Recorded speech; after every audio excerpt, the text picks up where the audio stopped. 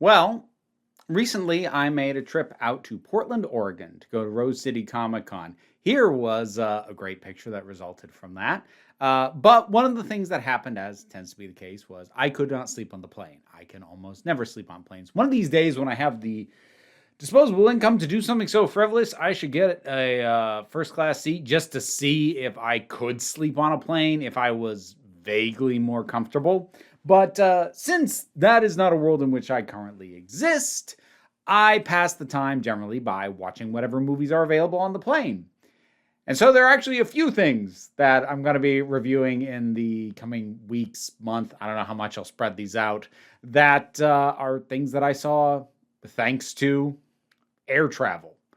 Why don't we start with one of the biggest movies of the year? The Super Mario Brothers movie. Very mid. Honestly, this might be the most mid $1 billion plus movie has ever been. Like, I've seen the list of like the top 20 grossest movies of all time, the one that isn't adjusted for inflation. So, the useless one where every single movie is from the last decade except for the first Avatar and Titanic.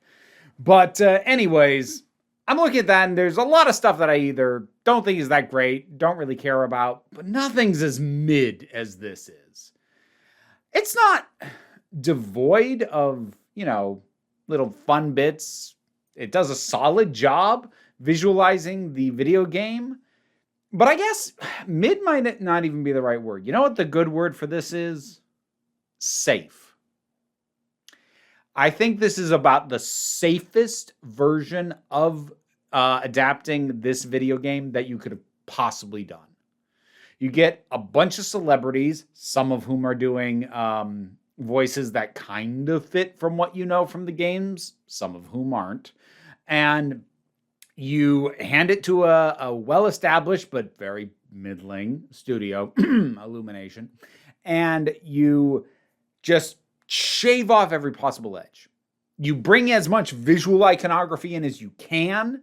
Everything from the pipes to the Koopas to the Goombas to the little fish with wings to the squids or jellyfish moving through to the Kongs to the Rainbow Road and the go-karts, and just bring it all in. Bring in everything that you can think to do and just lay it in there and build a story that will inoffensively allow these things to exist in the same space.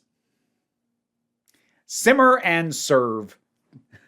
And here we are.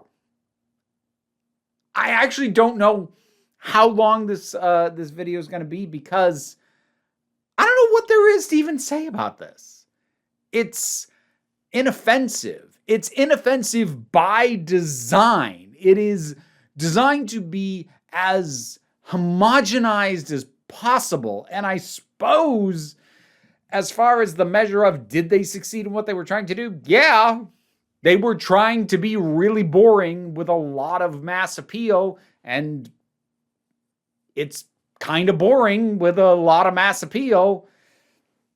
And I don't mean boring in a like there's no fun to be had way. I mean boring in a literally no part of this is going to surprise you way. Whatever you think of the old live action Super Mario Brothers movie, and it's not good, but it is surprising. It went places. It had the nerve to go places. Places it shouldn't have gone. Places that didn't work. But you can't say it didn't try. This seems to be going so far out of its way to not try. Oddly, the opening, which was sort of the major part of the first trailer, is by far the best thing in it. Because it is able to present you some stuff in a sense of humor that doesn't feel as rooted in just everything that the games are as everything else that comes after. Like just the gag of these penguins charging at the Koopas and, and they're just throwing snowballs, which of course they just bounce off Bowser. Why wouldn't they? It's snowballs. It's a good gag. Movie doesn't get that interesting again. And Honestly, I'd say Luigi's probably the most interesting character. He feels like the one who's allowed to have the most personality that is at least slightly divergent or not completely locked in with how he is portrayed in the games. One could argue that's kind of true of Donkey Kong as well, but I think that's only because DK does not have a particularly firmly sketched out personality in the first place, and it's just Seth Rogen. It's just Seth Rogening, which if you like that, that's fine, but like, And before any of you folks jump into my comments and try and tell me, well, Peach is completely different from how she was in the games. Yes, but she's different in a way that is 100% dictated by how she was in the games because they're trying to go as far away from the damsel in distress as possible. So while it is different in a way that is completely dictated by how she is in the games. If that makes sense. I don't know. I'm moving on. It also, like, if you feel like breaking apart the mechanics of the plot, like, yeah, there's stuff I could go off about. I could go off on how it's like, oh, we have to save your brother. There's no time to lose. First, master this obstacle course for a whole bunch of fan service for the platforming sections of the games. Then we'll go rescue your brother. I thought it was urgent. No. Do the course first. Honestly, the entire divergence with the Kongs at all. The very nature of Mario there's no need for him to be here. Like, at all. He isn't needed to solve the problems. Peach solves the problems until a circumstance arrives that now Mario has to resolve the same problem effectively. Because for some reason when Peach did it, it didn't take all the way. And, like, Mario's not special. And the thing is, normally I'd like that because I like unimportant heroes. I like people who, like, it's just a normal person. Like, that's great. I love that stuff. But that's not what I mean when I say he's not special. I mean, there's no reason for him to be the hero of this other than he's the hero of the game, so he has to be the hero of this. Like, nothing about the actual story being told here justifies why this guy is the hero. He just shows up and is for some reason. And, like, there would have been a really easy fix to this. And it would have been real simple. Just pull a John Carter of Mars on him. Just have it so that because of where he comes from and the differences between our world and the Mushroom Kingdom, he can now jump higher and further than anyone in the Mushroom Kingdom can. Now, you can still have that be a problem because, like, he just learned to do this. He needs to figure out how to get good at it, make use of it.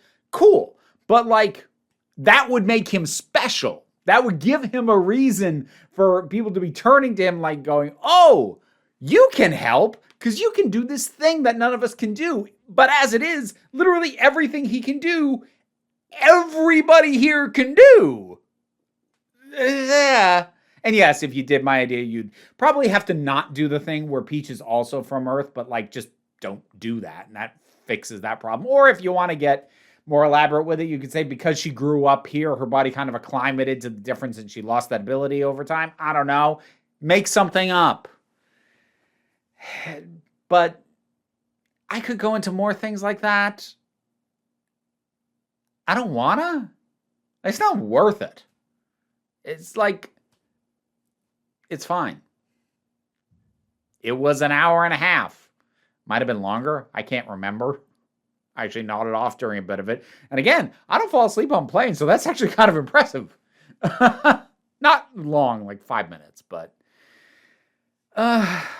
it's there.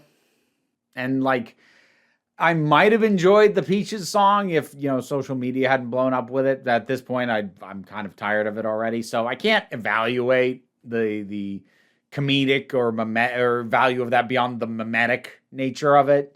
It has value as a meme to me.